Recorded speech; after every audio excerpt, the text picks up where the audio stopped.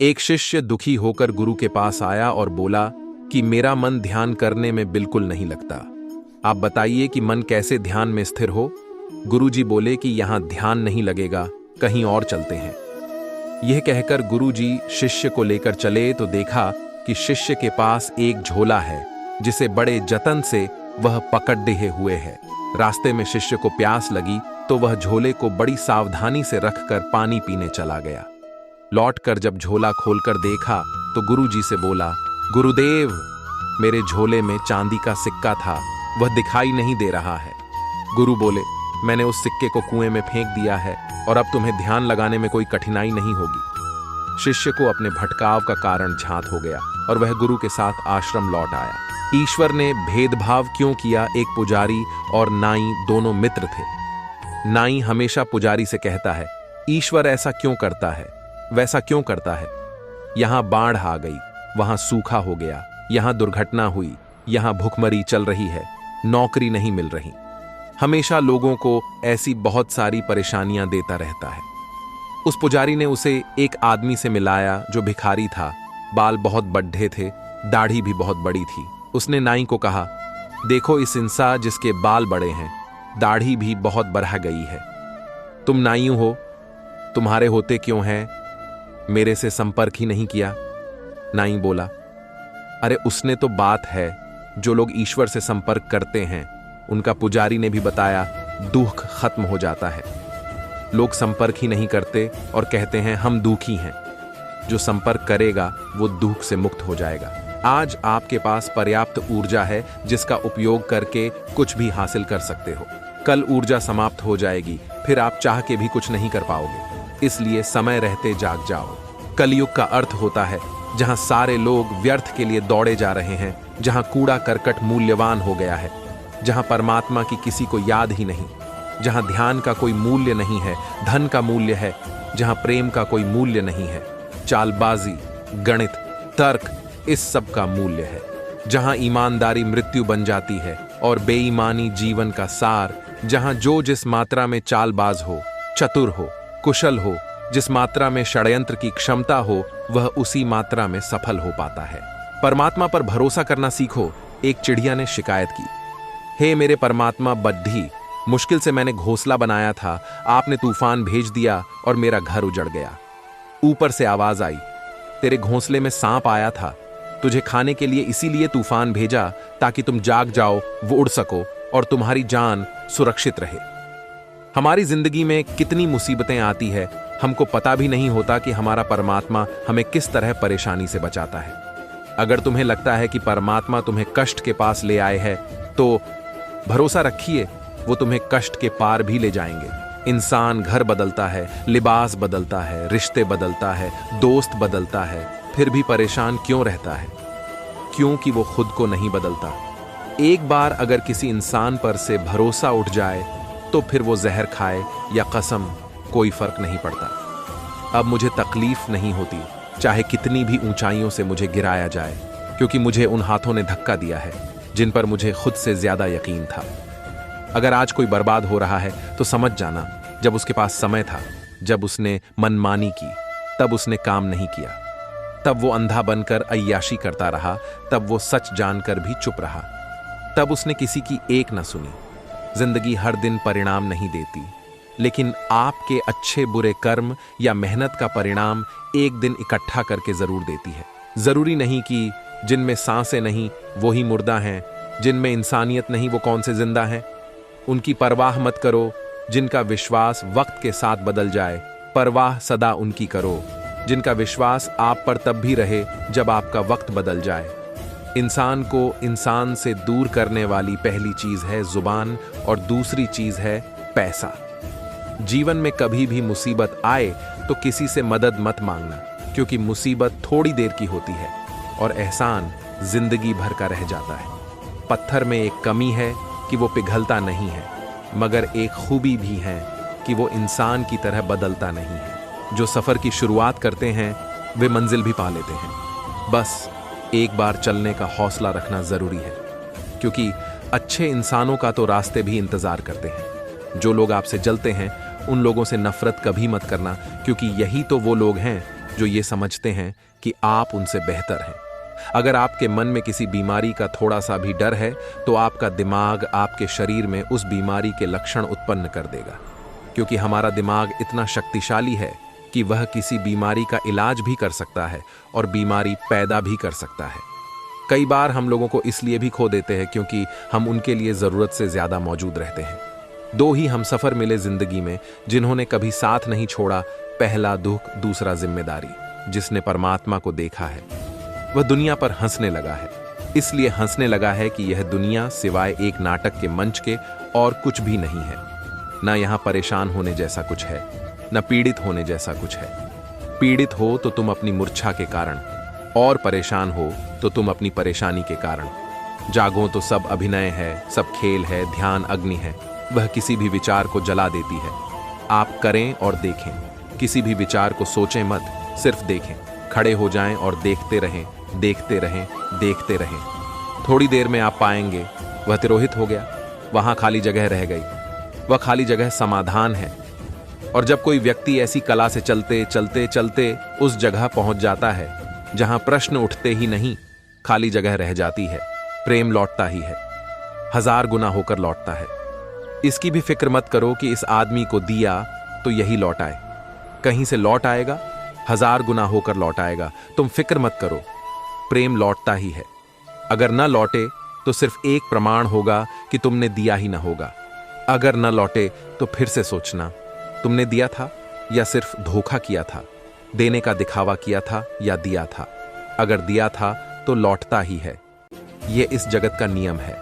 जो तुम देते हो वही लौट आता है।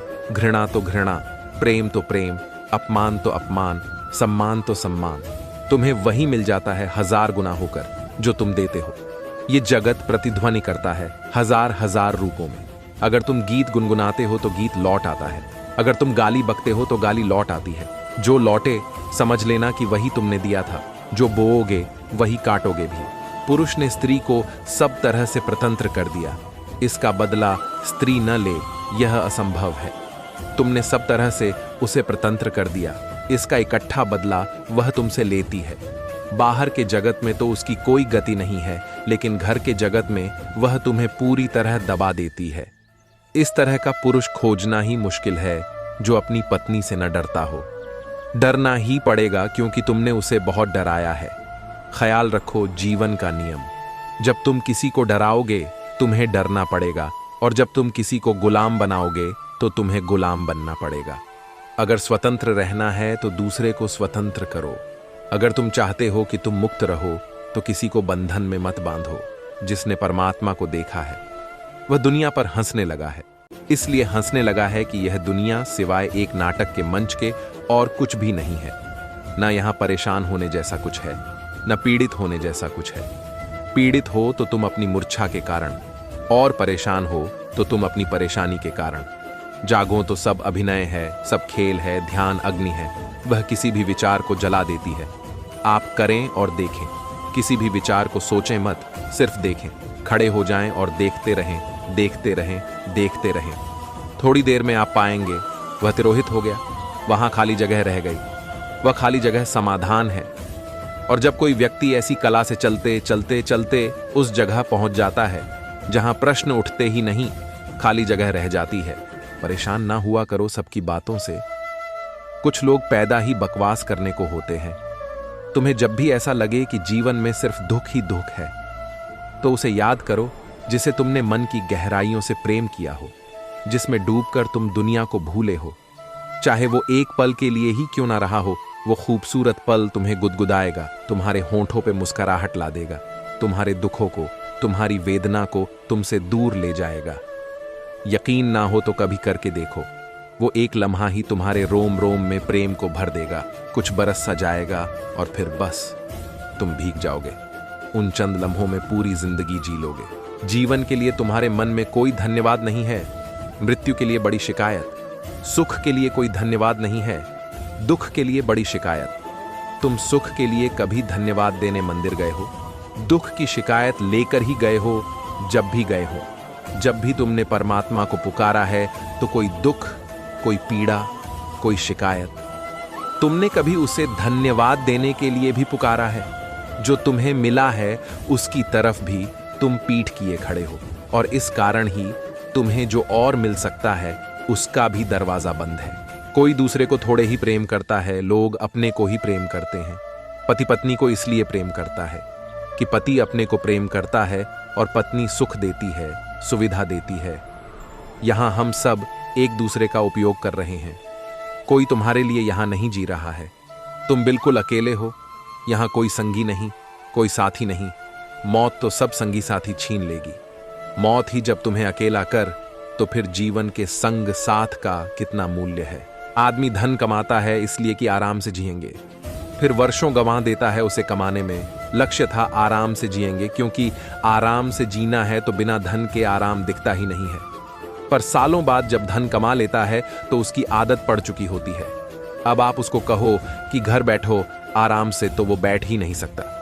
वह भूल चुका होता है कि जो सीढ़ी चढ़ने के लिए पकड़ी थी उस पे से एक दिन उतरने के लिए पकड़ी थी। किसी एक मुकाम पे पहुंचकर फिर चुपचाप एक दिन वहां से खिसक आना था, क्योंकि जिसको पाकर उसे आराम करना था वो उसे मिल चुका था। पर दुर्भाग्य से लाखों में कोई एक इसे समझ पाता है। अगर 3 महीने कोई सिर्फ 1 घंटा चुप बैठकर प्रतीक्षा कर सके धैर्य से, तो उसे भीतर की आवाज का पता चलना शुरू हो जाएगा। और एक बार भीतर का स्वर पकड़ लिया जाए तो आपको फिर जिंदगी में किसी से सलाह लेने की जरूरत न पड़ेगी। जब भी जरूरत हो, आंख बंद करें और भीतर से सलाह ले लें। पूछ लें भीतर से कि क्या करना है, और स्वधर्म की यात्रा पर आप चल पड़ेंगे, क्योंकि भीतर से स्वधर्म की ही आवाज आती है। भीतर से कभी धर्म की आवाज नहीं आती। धर्म की आवाज सदा बाहर से आती है। तुमने कभी गौर किया तुम्हारा सच्चा मित्र कौन है? कौन है तुमसे जो बेशर्त प्रेम करता है? ना वो तुमसे कभी लड़ता है, ना रूठता है, ना दूर जाता है।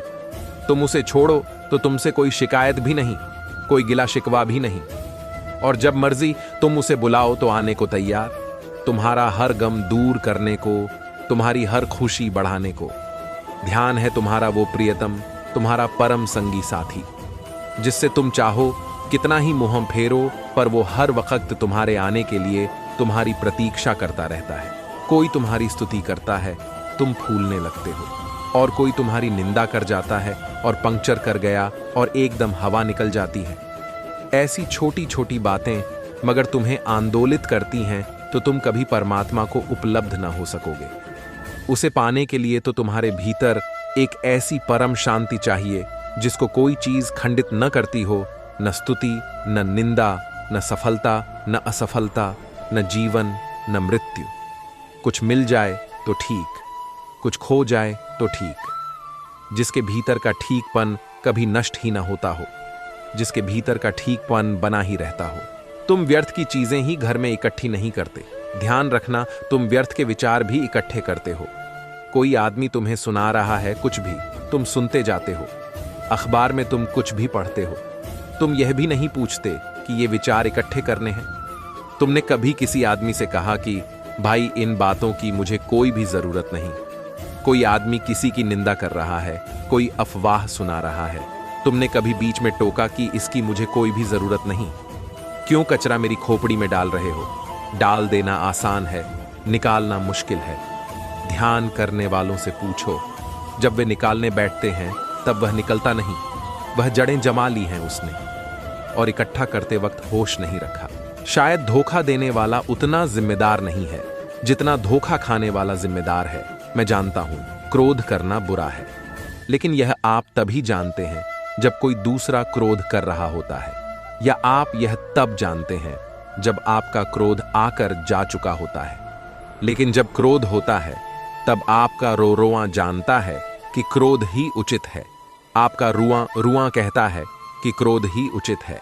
नारद जी किसी से बात करते वक्त बात बात पर नारायण नारायण कहा करते, और इस प्रकार दिन में कई बार भगवान का नाम लेते थे। एक दिन उनके मन में यह विचार आया कि वह बहुत बार भगवान का नाम लेते, अतः वही भगवान के सबसे बड़े भक्त हैं। यह सोचकर नारद जी विष्णु भगवान के पास पहुंचे और पूछा, भगवान आपका सबसे बड़ा भक्त कौन है? विष्णु भगवान ने बताया, सबसे बड़ा भक्त एक किसान है। नारद जी को सुनकर बहुत बड़ा धक्का लगा। उन्होंने भगवान जी के कथन की पुष्टि के लिए अपने को संभालते हुए भक्त किसान का नाम व पता नोट किया तथा उस किसान के गांव चल दिए। वहां जाकर देखा कि किसान ने सुबह 4 बजे उठकर 2 बार नारायण नारायण कहा, फिर नांद में भूसा, खली व पानी डालकर बैलों को लगा दिया। दैनिक क्रिया के बाद सुबह का जलपान कर सूर्योदय के साथ ही हल बैल लेकर खेतों में जा पहुंचा। पूर्वाह्न 10 बजे पत्नी द्वारा लाया कलेवा खाकर पुनः खेत में काम करने लगा। दोपहर में घर जाकर खाना खाया, सुरती खाया, बैलों को नांद पर लगाया। अपराह्न में खेतों में जाकर काम किया।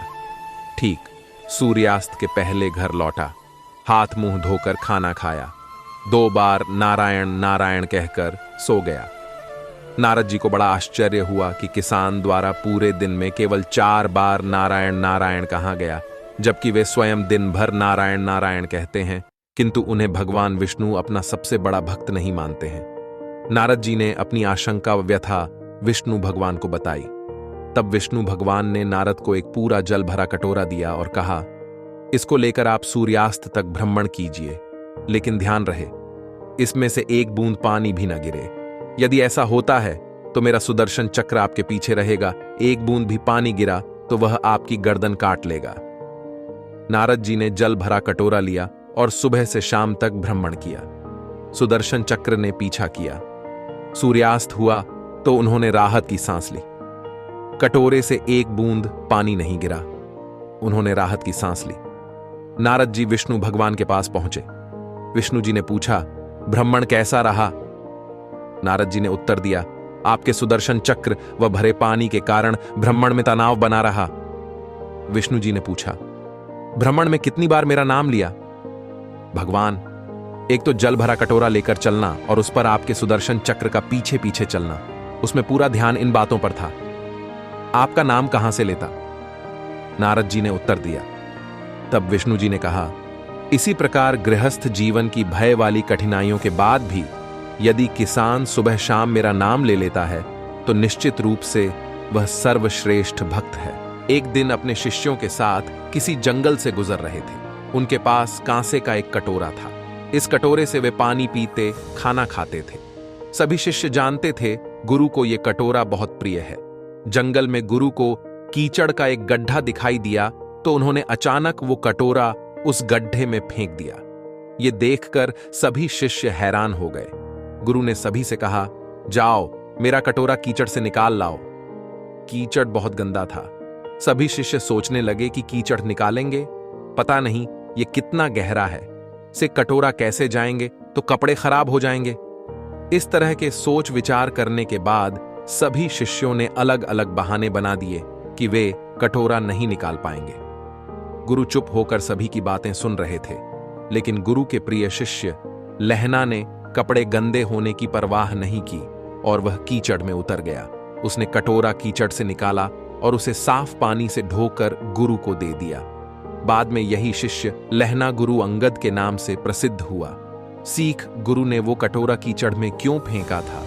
दरअसल वे गुरु और शिष्यों के बीच के रिश्ते की परख करना चाहते थे। इस कथा की सीख यह है कि हम जिसे गुरु मानते हैं उसकी हर बात माननी चाहिए।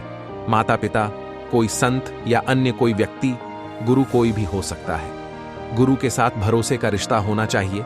यही भरोसा गुरु और शिष्य के रिश्ते को मजबूत करता है। एक बूढ़ा आदमी पहाड़ी रास्ते से ऊपर जा रहा था। रास्ता बड़ा घुमावदार और पत्थरीला था। चढ़ाई भी काफी थी।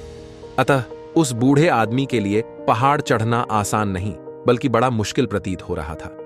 कुछ दूरी तय करने के बाद वो इधर उधर विश्राम करने की जगह ढूंढने लगा और एक पेड़ के नीचे सुस्ताने लगा। तभी उसने एक लड़की को देखा जो आगे आगे जा रही थी और उसकी कमर पर एक पोटली बंधी थी, जिसमें उस लड़की ने एक छोटे लड़के को बांधकर कमर पर लाद रखा था। वो लड़की भी थोड़ा विश्राम करने के लिए रुकी और ये बूढ़ा आदमी जल्दी से उसके पास पहुंच गया। पूरी तरह थका हुआ बूढ़ा आदमी उस लड़की के बगल में बैठ गया और उसने राहत की सांस ली। सुस्ताते हुए वो उस लड़की से बोला, तुम तो मेरे से भी ज्यादा थक गई होगी। तुमने ये बोझ जो उठा रखा है। बूढ़े आदमी पर बजाय सहानुभूति प्रकट करने के एवज में जोर से चिल्लाई, तुम्हारी हिम्मत कैसे हुई इसे बोझ कहने की?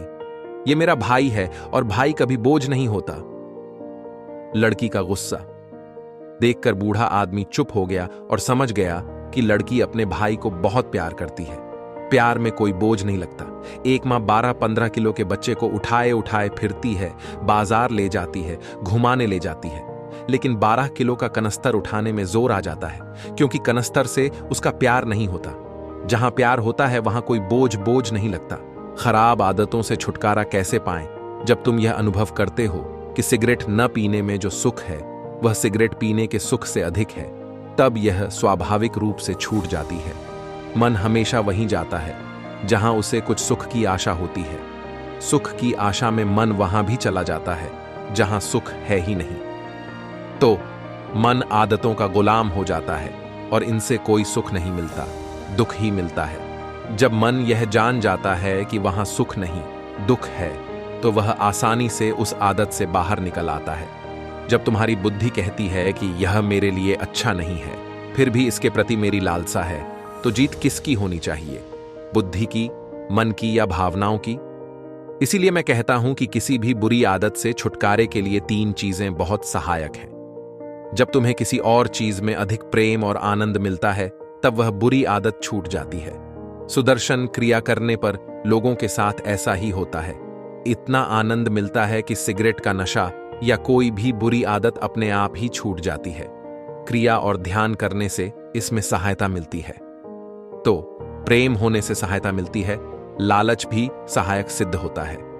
यदि कोई तुमसे कहे कि 2 महीने तक सिगरेट नहीं पियोगे तो तुम्हारी लॉटरी निकल आएगी, तो उस लालच से तुम्हारा मन तुम्हें उस आदत से मुक्ति दिला देगा। तो दूसरी चीज है लालच। तीसरी चीज जिससे तुम्हें बुरी आदत से छुटकारा पाने में मदद मिलती है वह है भय। यदि कोई तुमसे कहे कि शराब पीने से तुम्हारा लिवर खराब हो जाएगा और तुम मर जाओगे, तो तुम बीमारी के भय या किसी परेशानी में पड़ने के भय से, किसी भी सुख के प्रलोभन से बच। कई लोग जो व्यभिचारी हुआ करते थे, एड्स के भय से यह आदत छोड़ चुके हैं। तो एड्स के भय से वे अपने जीवन साथी के प्रति वफादार बन गए। प्रेम, लालच या भय, इन 3 चीजों से तुम किसी भी बुरी आदत से छुटकारा पा सकते हो। क्या करूं, क्या ना करूं, इस बात को समझो। एक व्यक्ति ने एक कुत्ता और बिल्ली पाल रखे थे। बिल्ली बहुत बोलती थी और रात को म्याऊं म्याऊं करती थी। मालिक को यह अखरता क्योंकि वह उसे सोने नहीं देती थी। आखिर एक दिन गुस्से में मालिक ने उसे पीट दिया। वह जोर जोर से कह रहा था, यह दिन रात म्याऊं म्याऊं करती है और मुझे सोने नहीं देती। कुत्ता यह सब देख रहा था। उसने भी मौन रहने में ही भलाई समझी। ऐसे ही दिन में गुजर रहे थे कि एक दिन घर में चोर घुस गए। मालिक ने कुत्ते की खूब खबर ली। वह अविवेकी यह नहीं समझ पाया कि बिल्ली की बोलने पर मरम्मत हुई तो मुझे क्यों दंड दिया गया। मालिक कहा कि तुझे पाला क्यों है? भौंकने के लिए। रात को तेरे न भौंकने से घर में घुस गए। कुत्ते के सामने सवाल खड़ा था कि मौन अच्छा या बोलना, मैं क्या करूं? यह किंकर्तव्य विमूढ़ता या दिशाहीनता उस व्यक्ति के सामने आती है जो काल, समय व परिस्थिति के अनुरूप नहीं सोचता। जो व्यक्ति विवेक का प्रयोग नहीं करके एक ही व्यवहार को हर जगह और प्रत्येक परिस्थिति में लागू करता है, मन का शरीर पर क्या प्रभाव पड़ता है। यदि कोई व्यक्ति मुझसे पूछे कि मनुष्य को दुखी रखने के लिए सबसे अधिक उत्तरदायी कौन है, तो मैं निसंकोच होकर कहूंगा, हमारा मन। वास्तव में हमारे मन के विचार, मन की दशा या मनस्थिति हमारी अधिकांश समस्याओं की जड़ है। सामान्यतः डॉक्टरों के पास दैनिक जीवन में ऐसे अनेक रोगी आते हैं जिनकी बीमारी शारीरिक जैसे जुकाम, खांसी, बुखार, फोड्डा फूंसी आदि नहीं होती, बल्कि मानसिक होती है। और डॉक्टर ऐसे रोगी को कोई टॉनिक आदि दे देते हैं और कह देते हैं कि कोई खास बात नहीं है या फंक्शनल प्रॉब्लम है। इसके अलावा डॉक्टर और कुछ कर भी नहीं सकते। कारण यह है कि मन में घुमड़ने वाले आलतू फालतू विचारों का कोई क्या इलाज करे। इन पर तो स्वयं नियंत्रण करने की जरूरत है। वास्तव में प्रत्येक व्यक्ति के मन में कुछ न कुछ फालतू के विचार पड़े रहते हैं या भटकते रहते हैं। ऐसे विचार जो काल्पनिक, मिथ्या और व्यर्थ के होते हैं और जिनका कोई मतलब नहीं होता। बात यहीं तक रहती तो ठीक थी, लेकिन जब मन में ऐसे विचार बहुतायत में हो जाते हैं तो वह शरीर पर भी अपना प्रभाव डालने लगते हैं और कोई न कोई विकार उत्पन्न कर देते हैं। अंग्रेजी में एक शब्द है साइकोसोमेटिक, यानी मन में उत्पन्न विचारों की शारीरिक अभिव्यक्ति। अर्थात जब मन में व्यर्थ के विचार बढ़ जाते हैं तो वह तरह तरह के शारीरिक विकार जैसे सिर दर्द, नींद न आना, सिर दर्द, चिड़चिड़ापन, क्रोध अधिक आना, डरना, घबराना आदि उत्पन्न कर देते हैं। और इन विकारों का इलाज दवाओं से नहीं हो सकता है, बल्कि मन पर नियंत्रण रखकर ही हो सकता है। उदाहरण के लिए, किसी व्यक्ति को चिंता करने के कारण सिर दर्द होता है। एक बार एक भला आदमी नदी किनारे बैठा था। तभी उसने देखा एक बिच्छू पानी में गिर गया है। भले आदमी ने जल्दी से बिच्छू को हाथ में उठा लिया। बिच्छू ने उस भले आदमी को डंक मार दिया। बेचारे भले आदमी का हाथ कांपा और बिच्छू पानी में ओम गिर गया। भले आदमी ने बिच्छू को डूबने से बचाने के लिए दोबारा उठा लिया। बिच्छू ने दोबारा उस भले आदमी का हाथ दोबारा कांपा। भले आदमी ने बिच्छू को डूबने उठा लिया। वहां एक लड़का को डंक मार दिया। बिच्छू पानी में गिर गया। आदमी का बार बार बिच्छू को पानी से निकालना और बार बार बिच्छू का डंक मारना देख रहा था। उसने आदमी से बार लिए, एक बार फिर आपको यह बिच्छू बार बार डंक मार रहा है, फिर भी आप उसे डूबने से क्यों बचाना चाहते हैं? भले आदमी ने कहा, बात यह है बेटा कि बिच्छू का स्वभाव है डंक मारना और मेरा स्वभाव है बचाना। जब बिच्छू एक कीड़ा होते हुए भी अपना स्वभाव नहीं छोड़ता, तो मैं मनुष्य होकर अपना स्वभाव क्यों छोड़ूं? मनुष्य को कभी भी अपना अच्छा स्वभाव नहीं भूलना चाहिए। हम आपको बताते हैं, भगवान हमारे भीतर हैं। एक बार राजा के दरबार में एक कवि आया। उसने राजा की शान में एक कविता लिखी। राजा बहुत महान है, वह बहुत दयालु है। तो सबने कहा, यह तो बिल्कुल सच बात है। उसकी कविता सुनकर लोग उसकी तारीफ करने लगे। तो जब कवि को लगा कि उसकी कविता सब लोगों को पसंद आ रही है, तो उसने फिर एक और कविता बनाई और उसमें राजा की और प्रशंसा की। लोग उसकी और तारीफ करने लगे और जब उसने देखा कि लोग ताली बजा रहे हैं, सब प्रसन्न हो रहे हैं, राजा भी खुश हो रहा है, तो उसने एक और कविता बनाई। ऐसे उसने कई कविताएं बनाई। अंत में उसने एक ऐसी कविता बनाई जिसमें उसने कहा कि आप तो भगवान से भी बड़े हैं। जैसे ही कवि ने यह कहा, दरबार में एकदम सन्नाटा छा गया। अब कोई कवि की तरफ देखे तो कोई राजा की तरफ। लोग सोच में पड़ गए कि उन्हें इस बात पर ताली बजानी चाहिए अथवा विरोध करना चाहिए। राजा ने देखा कि कोई ताली नहीं बजा रहा है और सारे दरबार में एकदम से सन्नाटा सा फैल गया है। तब राजा ने सिपाही की तरफ देखा और कहा, सिपाही, क्या सचमुच मैं भगवान से बड़ा हूं? तो सिपाही ने कहा, बादशाह, आप मुझे एक दिन का समय दीजिए, मैं सोचकर आपको बताऊंगा। लेकिन अब सिपाही दुविधा में पड़ गया। वह जानता था कि राजा भगवान से बड़े नहीं हैं, मगर यह बात सिपाही राजा से नहीं कह सकता था। अगले दिन बहुत सोच समझकर सिपाही राजा से बोले, महाराज, बड़े छोटे की बात ही नहीं है, पर आप एक चीज कर सकते हैं जो भगवान नहीं कर सकते। सारे दरबार में एकदम सन्नाटा फैल गया। राजा ने कहा, सिपाही बताओ, ऐसा क्या है जो मैं कर सकता हूं परंतु भगवान नहीं कर सकते? तब सिपाही ने कहा, आप किसी को भी अपने राज्य से बाहर निकाल सकते हैं, परंतु वह जो इस संसार के पालनहार हैं, वह किसी को अपने राज्य से बाहर नहीं निकाल सकते। वह हमारे अंदर ही मौजूद है, तो हमें डरने की क्या जरूरत है? बुद्ध का शिष्य था पूरक। बहुत दिनों तक उनके पास रहा। जब शिक्षा पूरी हो गई तो बुद्ध ने कहा कि अब मेरे प्रेम और अहिंसा के संदेश को लोगों के बीच ले जाओ। पूरक सूखा नामक क्षेत्र में जाने को तत्पर हुआ तो बुद्ध ने कहा कि वहां के लोग तो बहुत उग्र हैं, वे तुझे गाली देंगे, तेरा अपमान करेंगे। पूरक बोला, कोई बात नहीं, मैं तो ऐसे लोगों को दयालु ही मानता हूं कि वे गाली ही तो देंगे, अपमान ही तो। बुद्ध बोले, पूरक, वे पत्थर भी सकते हैं? पूरक का उत्तर था, कोई बात नहीं, मैं तो ऐसे लोगों को दयालु ही मानता हूं कि वे पत्थर ही तो मारेंगे, डालेंगे। बुद्ध बोले, पूरक, पर वे तो जान से भी मार सकते, जान से नहीं मार, पत्थर तो नहीं मारेंगे हैं। पूर्ण ने उत्तर दिया, तब तो वे सचमुच ही दयालु हैं कि मुझे इस जीवन से मुक्त कर देंगे जिसमें मैं भटक भी सकता हूं। तब बुद्ध ने कहा कि वत्स, अब तू जा, तेरी शिक्षा पूरक हो चुकी है। बुद्ध की कीमती शिक्षा जो आपको सुननी चाहिए। बुद्ध के पास जब कोई नया भिक्षु जाता था, बुद्ध कहते थे, जाओ 3 महीने शमशान घाट में रहो, मृत लोगों को देखो, तुम्हारा भी अंत में यही हाल होने वाला है।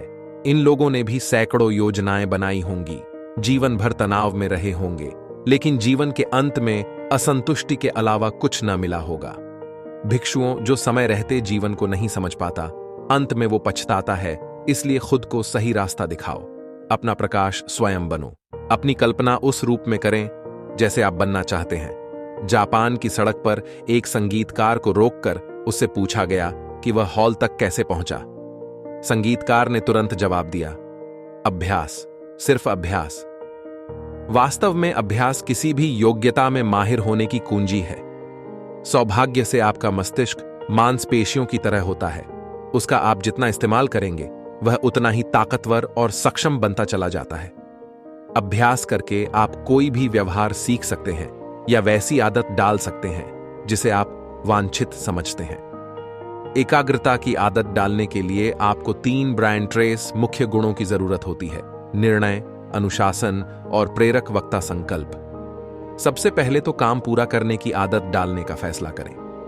दूसरा, जो सिद्धांत सीखने जा रहे हैं उनका बार बार अभ्यास करने के लिए खुद को तब तक अनुशासित करें जब तक कि वे स्वचालित न बन जाएं।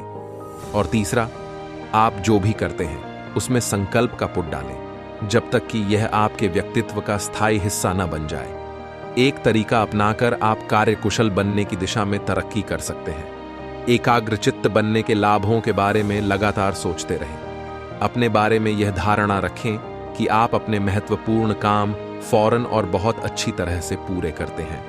अपने बारे में आप जो मानसिक चित्र बनाते हैं उसका आपके व्यवहार पर बहुत असर पड़ता है। नजरिया सही हो तो सफलता पक्की है। आप कितने कामयाब होते हैं यह आपके नजरिए पर निर्भर करता है। बेहतर नजरिया यानी सकारात्मक सोच वाला इंसान। ठीक इसके विपरीत, यदि आपकी सोच नकारात्मक है तो आपको नीचे गिरने से भी कोई नहीं रोक सकता। आप जहां हैं वहीं रह जाते हैं। डेविड और गोलियत की कहानी कई लोगों ने सुनी है। बाइबल में बताई गई यह कहानी सकारात्मक सोच का बहुत अच्छा उदाहरण है। यदि आपने नहीं सुनी है तो सुने। गोलियत एक राक्षस था। उसने हर आदमी के दिल में अपनी दहशत पैदा कर रखी थी। एक दिन 17 साल का एक भेड़ चराने वाला लड़का डेविड अपने भाइयों से मिलने के लिए आया। उसने अपने भाइयों से पूछा कि तुम लोग इस राक्षस से लड़ते क्यों नहीं हो। भाइयों ने जवाब दिया कि क्या तुमने उस राक्षस का आकार नहीं देखा? वह कितना बड़ा है, वह एक झटके में हमें मार डालेगा। इस पर डेविड ने कहा, बात यह नहीं है कि बड़ा होने की वजह से उसे मारा नहीं जा सकता। बात तो यह है कि वह इतना बड़ा है कि उस पर निशाना आसानी से लगाया जा सकता है। उस पर लगा निशाना कभी चूक ही नहीं सकता। इस कहानी का अंत हम सभी जानते हैं कि डेविड ने उस राक्षस गोलियत को अपनी गुलेल से मार डाला। राक्षस वही था, लेकिन डेविड का नजरिया उसे उसके भाइयों से अलग करता था। यदि भाइयों की तरह ही डेविड का भी नजरिया होता तो वह जिंदगी भर गोलियत से डरता रहता और उसका अन्याय सहता रहता। यह कहानी एक सीख और देती है कि कभी भी किसी समस्या को देखकर घबराएं नहीं। यह न सोचें कि भगवान ने मुझे ही क्यों यह समस्या दी। इतिहास गवाह है कि हर बड़ी समस्या हल हो जाने के बाद ढेर सारी खुशियां और अवसर लेकर आती है। जाने माने लेखक नेपोलियन हिल ने भी कहा है कि हर समस्या अपने साथ अपने बराबर का या अपने से भी बड़ा अवसर साथ लाती है। कई सफल लोगों ने इस बात को माना है कि जब हमारा नजरिया सही होता है तो हमें महसूस होता है कि हम हीरों से भरी हुई जमीन पर चल रहे हैं। मौके हमेशा हमारे पैरों के नीचे दबे होते हैं। हमें उनकी तलाश में कहीं जाने की जरूरत नहीं, हमें केवल उनको पहचान लेना है। समस्या को देखकर उसका आकार देखकर न घबराएं। दुनिया में ऐसी कोई समस्या ही नहीं बनी है जिसका कोई हल न हो। एक बार एक साधु बाजार में खड़े होकर हंसने लगे। पहले तो लोगों को आश्चर्य हुआ और वे सोचने लगे कि साधु महाराज को क्या हो गया है। लेकिन कुछ ही पलों के बाद वे सभी उनके साथ हंसने लगे। जब हंसी का वेग कुछ थमा तो लोगों ने साधु से पूछा, क्या आपको कोई उपदेश या संदेश देना है? इस पर साधु महाराज का उत्तर था, यदि तुम लोग हंसना सीख लो तो कुछ और कहने की जरूरत ही नहीं रह जाएगी। मेरा एक ही धर्मोपदेश है, हंसी। हंसी आंतरिक उल्लास, आनंद और सुखद अनुभूतियों की अभिव्यक्ति का माध्यम है। इसके समान यही है और कुछ नहीं है। हंसी और हंसी की तरफ ले जाती है। अगर किसी समूह में कोई ठहाके लगाकर हंसने लगे तो दूसरे लोग भी वैसा ही करने लगते हैं। एक दूसरे की हंसी से सभी की हंसी बढ़ती ही जाती है और लोग हंसते हंसते लोटपोट हो जाते हैं। हंसना बड़ी महत्वपूर्ण और मूल्यवान क्रिया है। जो व्यक्ति अपनी परेशानियों और चिंताओं को हंसकर उड़ा देना सीख लेता है, उसे प्रतिकूल परिस्थितियां कभी पराजित नहीं कर पाती। वह अविजित रहता है। हंसी का टॉनिक स्वास्थ्य के लिए सबसे उत्तम है। प्रसिद्ध लेखक स्वेट मार्डन के अनुसार, जिस दिन तुमको हंसी ना आए, समझिए वह दिन व्यर्थ रहा। स्वयं हंसना और दूसरों को हंसाना एक विलक्षण गुण ही नहीं, बल्कि एक महान कला भी है। कुछ मनीषियों का मानना है कि अहंकार को और कुछ भी वैसे नहीं मिटाता जैसे हंसी मिटाती है। अनुसंधानों से यह प्रमाणित हो चुका है कि हंसने से शरीर में ऐसे रसायन बनते हैं जिनसे रोगों के उपचार में आसानी होती है और शरीर की रोग प्रतिरोधक क्षमता बढ़ जाती है। वस्तुतः भरपूर हंसी शरीर की आंतरिक जॉगिंग एक प्रकार का व्यायाम है। इससे श्वास की गति और गहराई बढ़ती है। इससे हमारे सीने, पेट, चेहरे की मांसपेशियों का समन्वित तालबद्ध संचलन होता है, जिससे श्वसन तंत्र और पेट के अंगों एवं आंतों की मालिश हो जाती है। परिणाम स्वरूप रक्त प्रवाह बढ़ता है और उन रसायनों का शरीर से स्त्रावण होता है जो पाचन के लिए लाभप्रद हैं। खुलकर हंसने से शारीरिक तनाव कम होता है और चित्त स्थिर तथा शांत होता है। हंसी दर्द निवारक औषधि का भी काम करती है। मनुष्य का जीवन जैसा है वैसी ही मृत्यु होगी, जो उस पार है वैसा ही इस पार होना पड़ेगा। जैसे यहां हो वैसे ही वहां हो सकोगे, क्योंकि तुम एक सिलसिला हो, तारतम्य हो। ऐसा मत सोचना कि मृत्यु के इस पार तो अंधेरे में जियोगे और मृत्यु उस पार प्रकाश में। जो यहां नहीं हो सका वह केवल शरीर छूट जाने से नहीं हो जाएगा। तुम ही रहोगे। मौत से कुछ फर्क नहीं पड़ता है। तुम जीवन में आनंदित थे तो मृत्यु के पार भी आनंदित रहोगे, मृत्यु के मध्य भी आनंदित रहोगे। तुम दुखी थे तो मृत्यु तुम्हें सुख न दे पाएगी। अगर तुम जीवन में नरक में हो तो जीवन के पार भी नरक ही तुम्हारी प्रतीक्षा करेगा। इसे तुम ठीक से समझ लो। आदमी में टालने की प्रवृत्ति होती है। सोचता है कर लेंगे, मुक्त होना है तो मृत्यु के बाद, अभी जल्दी नहीं है। प्रभु स्मरण कर लेंगे मरते समय, तभी कर लेंगे तीर्थ यात्रा, बुढ़ापे में सन्यास। हम अच्छे को टालते हैं, बुरे को कभी नहीं टालते। बंधन आज, मुक्ति कल, ऐसा हमारा गणित है। इस गणित को तोड़ने का उपाय जीवन मुक्त सत्य में। जीते जी जागोगे तो ही जागोगे। सोचो, जीते जी जो न जाग सका वह मरने में कैसे जागेगा। मृत्यु तो जीवन का चरम निष्कर्ष है। मृत्यु तो सारे जीवन की कथा का सार निचोड़ है। तुम सारे जीवन को इकट्ठा करके नई यात्रा पर निकल जाते हो। अगर तुम क्रोधित थे तो तुम्हारी मृत्यु भी क्रोध होगा। दुखी थे तो दुख की घनी अमावस होगी। अगर जीवन का प्रत्येक पल प्रफुल्ल था, आनंद मग्न था, नृत्य था, गीत था, संगीत था, तो मृत्यु महोत्सव हो जाएगी। व्यक्ति जैसा जीता है वैसा ही मरता है। तुम न ठीक से जीते हो न ठीक से मरते हो। अंधे की तरह जीते हो, अंधे की तरह मरते हो। इसलिए मृत्यु का पूरा दर्शन नहीं हो पाता। तनाव दुख पैदा करता है, तनाव आवेग पैदा करता है। अधिकतर तनाव आवेग से उत्पन्न होते हैं। तनाव में होने का अर्थ है आवेग में होना, और आवेग में होने का अर्थ है तनाव में होना। तनाव से शक्तियां क्षीण होती हैं। तनाव की स्थिति में व्यक्ति गालियां देने लग जाता है, चिड़चिड़ा हो जाता है। तनाव में क्या क्या नहीं होता, जो नहीं होने का होता है तनाव में वह घटित हो जाता है। मानसिक तनाव शारीरिक संतुलन बिगाड़ देता है, सब कुछ असंतुलित हो जाता है। तनाव से केवल आवेग ही पैदा नहीं होते, बीमारियां भी पैदा हो जाती हैं। शरीर में तनाव होता है तब रक्त की गति में तीव्रता आ जाती है, हृदय की धड़कन बढ़ जाती है, ग्रंथियों का स्राव अधिक होने लगता है और वह अनेक विसंगतियां उत्पन्न करता है। शारीरिक तनाव से एड्रीनल ग्रंथि सबसे अधिक प्रभावित होती है और वह अतिरिक्त स्राव को छोड़ती है।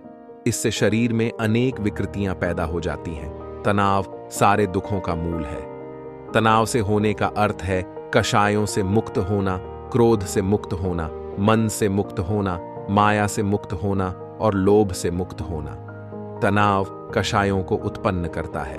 समय का महत्व को पहचाने एक गरीब व्यक्ति कठिन परिश्रम के साथ एक अनाज की पोटली सिर पर रख झूमता जा रहा था। उस पोटली में एक छोटा सा सुराख था जिससे धीरे धीरे अनाज के दाने गिरते गए, पर व्यक्ति अनजान रहा। लगभग बोरी खाली हुई तो उसका ध्यान गया। देखा तो पीछे दूर तक उसके मेहनत से कमाए दाने फैले पड़े थे। कुछ नजर आ रहे थे, कुछ धूल में सन दिखाई भी नहीं दे रहे थे। उसने गहरे दुख व ललक भरी दृष्टि उन दानों पर डाली, पर पछतावा ही उसके हाथ बचा। अंदर से एक ही भाव उठा कि काश मैं इन दानों को फिर से पा सकता। वास्तव में यही स्थिति व्यक्ति की होती है। समय हाथ से निकल जाने पर व्यक्ति निश्चित ही पोटली से बिखरे उन दानों को फिर नहीं पा सकता, परंतु यदि समय है तो परिश्रम करके दोबारा अवश्य एकत्र कर सकता है। बीता हुआ समय और बीता हुआ जीवन कभी दोबारा वापस नहीं लाया जा सकता। फिर भी हम सब क्षण क्षण करके पोटली के दानों की तरह परमात्मा की ओर से मिले समय को बिखेरते रहते हैं। पीछे बस इच्छाएं शेष रह जाती हैं। नववर्ष हम सबसे एक ही पुकार कर रहा है कि मैं आ तो गया हूं, लेकिन बीते वर्ष की तरह हमें यूं ही न बिखरने देना।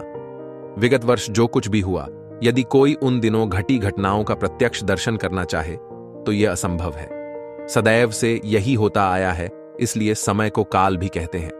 काल अनंत काल से अपने साथ न जाने कितने प्रभावों, स्वभावों, अभावों, दबावों से लेकर जीवन, परिवार, समाज से जुड्ढे उखाड़ पछाड़ को अपने में समाता रहा है। आगे भी समाता जाएगा, लेकिन समझदार लोग मिले अनुभवों के सहारे आने वाले समय के उपयोग का तरीका निकालकर सुखमय भविष्य की ओर फिर से बढ़ चलेंगे। यही जीवन का उसूल है। समय ही उखाड़ और विनाश का कारक भी बनता है, और असंभव को संभव बना देने वाला निर्माणकर्ता भी यही है। ये हमें पुनः नई ऊर्जा से भर देता है। अपने जुनून का पता लगाने के लिए ये 2 सवाल पूछें। जब नौकरी आपकी जरूरतें पूरी करती है तो माना जाता है कि आप खुश हैं, और ऐसी कल्पना करना भी मुश्किल होता है कि आज नौकरी को अलविदा कहकर अपने जुनून के पीछे लग जाएंगे। 6 साल पहले मेरी जिंदगी इसी दोराहे पर खड़ी थी, जब नौकरी और अपने पैशन में से मुझे एक किसी को चुनना था। लेकिन मैंने अपना निर्णय भावावेश में आकर नहीं लिया। आपको भी खुद से ये 2 सवाल जरूर पूछना चाहिए। 1, पहला सवाल, कहां खर्च करेंगे? समय, पैसा। जब भी बात जुनून की होती है तो सबके मन में सवाल आता है कि मुझे मेरे जुनून के बारे में कैसे पता चलेगा। बहरहाल अपने पैशन का पता लगाने के लिए खुद के अंदर झांकना होता है। 8 साल नौकरी करने के बाद मैंने क्यूसा नाम का संगठन बनाया, जहां ड्रॉप आउट लोगों को उनके जुनून का पीछा करने में मैं मदद करती हूं। हमारे ग्रुप में हम युवाओं से यही सवाल पूछते हैं। मैं चाहती हूं कि आप भी खुद से ये पूछें कि अगर आपके पास पर्याप्त पैसा और समय हो तो आप उसे किस तरह खर्च करना चाहेंगे। सुनने में यह साधारण सा सवाल लगता है, लेकिन अधिकांश लोग इसका जवाब देने में असहज हो जाते हैं, क्योंकि इससे पहले उन्होंने अपने बारे में भी ऐसा। तो दूसरा सवाल, असली खुशी और संतोष। क्या करके आपको खुशी और संतोष मिलता है? यह सवाल भी आसान नहीं है, क्योंकि हम रोजमर्रा की जिंदगी में इतने उलझे हैं कि अपने अंदर झांकने का समय ही नहीं मिलता। किसी चीज के बारे में जुनूनी होना सफलता की गारंटी नहीं होती, और इस बात को स्वीकार करना चाहिए कि हर तरह के जुनून को कैरियर नहीं बनाया जा सकता है। पैशन को कैरियर बनाने के लिए अपने हुनर को तराशने की जरूरत होती है। सवाल पूछें कि हमारे अंदर क्या हुनर, क्या अनुभव है। सिर्फ इसी से मतलब नहीं होता कि आप अपने काम से कितना प्यार करते हैं। अगर उसके एवज में कोई आपको भुगतान नहीं करना चाहता तो वह काम सिर्फ आपकी हॉबी हो सकती है। संतोष का फल पहले प्राप्त होता है। एक बार एक देश में अकाल पड़ा, लोग भूखों मरने लगे। नगर में एक धनी दयालु पुरुष थे। उन्होंने सब छोटे बच्चों को प्रतिदिन एक रोटी देने की घोषणा कर दी। दूसरे दिन सवेरे बगीचे में सब बच्चे इकट्ठे हुए। उन्हें रोटियां बंटने लगीं। रोटियां छोटी बड़ी थीं। सब बच्चे एक दूसरे को धक्का देकर बड़ी रोटी पाने का प्रयत्न कर रहे थे। केवल एक छोटी लड़की एक और चुपचाप खड्डीडी ही थी। वह सबसे अंत में आगे बढ़ी। टोकरे में सबसे छोटी अंतिम रोटी बची थी। उसने उसे प्रसन्नता से ले लिया और वह घर चली गई। दूसरे दिन फिर रोटियां बांटी गईं। उस लड़की को आज भी सबसे छोटी रोटी मिली। लड़की ने जब घर लौटकर रोटी तोड़ी तो रोटी में से सोने की एक मुहर निकली। उसकी माता ने कहा कि मुहर उस धनी को दे आओ। लड़की दौड़ी दौड़ी धनी के घर गई। धनी ने उसे देखकर पूछा, तुम क्यों आई हो? लड़की ने कहा, मेरी रोटी में यह मुहर निकली है, आटे में गिर गई होगी। देने आई हूं, आप अपनी मुहर ले लें। धनी बहुत प्रसन्न हुआ। उसने उसे अपनी धर्मपुत्री बना लिया और उसकी माता के लिए मासिक वेतन निश्चित कर दिया। बड़ी होने पर वही लड़की उस धनी की उत्तराधिकारी बनी। हमारा मन विचारों के कारखाने की तरह है। यह पूरे समय विचार उत्पन्न करता रहता है और घेरे रहता है, यहां तक कि जब हम सोते हुए सपने देखते हैं तब भी। केवल गहरी नींद में यह आराम करता है। हम मन में जो विचार पैदा करते हैं वे ही हमारे कर्मों का आधार होते हैं। अच्छे विचार अच्छे कर्म बनाते हैं। महान शख्सियतें जिन्होंने लाखों के जीवन को प्रभावित किया है, उन्होंने शक्तिशाली और शुद्ध विचारों को पैदा कर ऐसा किया। बुद्ध ने 25 सदी पहले कह दिया था, हम जो भी हैं वह हमारे विचारों का ही न जीता है, यह शक्तिशाली का ही न जीता है। यह संदेश हमें एहसास दिलाता है कि हमारा वर्तमान अतीत के हमारे विचारों का नतीजा है, इसलिए हमारा भविष्य हमारे वर्तमान के विचारों से बनेगा। आदि शंकराचार्य ने भी मन को सर्वोपरि माना था। उन्होंने अपनी प्रश्नावली में पूछा था, दुनिया में किसे विजय मिलनी चाहिए? उनका जवाब था, जिसने अपने मन को जीत लिया है। हमें मन की स्थिति से ही खुशी और तनाव दोनों महसूस होते हैं। सकारात्मक विचार मन और आत्मा के लिए अच्छे हैं और इनसे तुरंत आनंद महसूस होता है। उदाहरण के लिए उदारता, त्याग, निस्वार्थ भाव आदि के विचार से हमें अच्छा लगता है। सकारात्मक रवैया आमतौर पर जीवन में उच्च सफलता से भी जुड़ा है। इसके विपरीत नकारात्मक विचार से बुरा महसूस होता है, जिससे लोग बुरे कर्म या स्वार्थी व्यवहार करने लगते हैं। लगातार आने वाले विचार अंततः हमारे अंतर्मन या अवचेतन में गहराई से बस जाते हैं, जो हमारे जीवन की दिशा तय करते हैं। जब हम हर चीज का विश्लेषण स्वार्थपूर्ण इच्छा के नजरिए से करते हैं और जब चीजें उम्मीद के मुताबिक नहीं होती, तो हमारा अहम नकारात्मक विचार पैदा करता है। इन विचारों पर बार बार ध्यान देने से मन को ऐसे संदेश पसंद आने लगते हैं और हमें पता भी नहीं चलता कि कब हमारी मानसिकता ऐसी हो गई। जैसे बगीचा खरपतवार से भर जाता है, वैसे ही मन विघटनकारी विचार पैदा करता रहता है। दुर्भाग्य से नकारात्मक विचार अकल्पनीय नुकसान पहुंचाते हैं। बीमारी सिर्फ वायरस बैक्टीरिया से नहीं होती, बल्कि मन की नकारात्मकताओं से भी होती है। वे हृदय के कार्य में बाधा डालती हैं, कई शारीरिक बीमारियों का कारण बनती है और आध्यात्म की वृद्धि को भी रोकती है। गुस्से, नफरत से बढ़ने वाले नकारात्मक विचार हमें ज्यादा नुकसान पहुंचाते हैं, उसे नहीं जिससे हमें नफरत है। इसलिए कहा जाता है, क्रोध खुद जहर पीकर यह उम्मीद करना है कि सामने वाला मर जाए। नकारात्मक विचारों को सकारात्मक सोच में ऐसे बदल सकते हैं। 1. अपने विचारों को लेकर सजग रहें। जब विनाशकारी विचार आएं, उनका पैटर्न पहचानें और तुरंत कुछ रचनात्मकता के बारे में सोचें। कोई विचारहीन नहीं रह सकता, इसलिए आपको यू टर्न लेना होगा। 2. नकारात्मक विचारों को निष्प्रभाव करें। नकारात्मक विचारों के खिंचाव को विपरीत सकारात्मक विचारों के को है का अभ्यास कर तोड़ा जा सकता है। जैसी संगत वैसे विचार वैसे कर्म। कहावत है कि एक व्यक्ति की पहचान उसकी संगत से होती है। वह जैसी संगत में रहता है, प्रत्यक्ष एवं अप्रत्यक्ष रूप से उससे प्रभावित होता है और वैसा ही बनता जाता है। ऐसे में गलत लोगों की संगत व्यक्ति को गलत मार्ग पर ले जाती है। किशोरावस्था में शराब, नशा, चोरी, हिंसा, अपराध जैसे गलत राहों में भटक रहे व्यक्ति अधिकांशतः बुरी संगत के प्रभाव में ही ऐसा करते देखे जाते हैं। इसी तरह जिन्हें सही संग साथ मिल जाता है, वे जीवन के श्रेष्ठ मार्ग पर बरआट चलते हैं, महानता के पथ पर अग्रसर होते हैं। अच्छे लोगों की संगत में डाकू एक आर्षी बन जाता है। सप्तर्षियों का कुछ पल का सत्संग इतने गहरे अंकित हो जाता है कि डाकू कर्म छोड़कर आर्षी बने। इसी तरह डाकू अंगुलिमाल की महात्मा बुद्ध के संगत में महात्मा बनने की कहानी प्रख्यात है।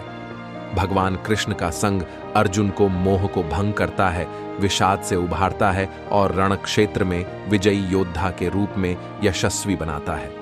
इसी तरह स्वाति नक्षत्र की एक बूंद की नियति संघ के आधार पर भिन्न भिन्न तय होती है।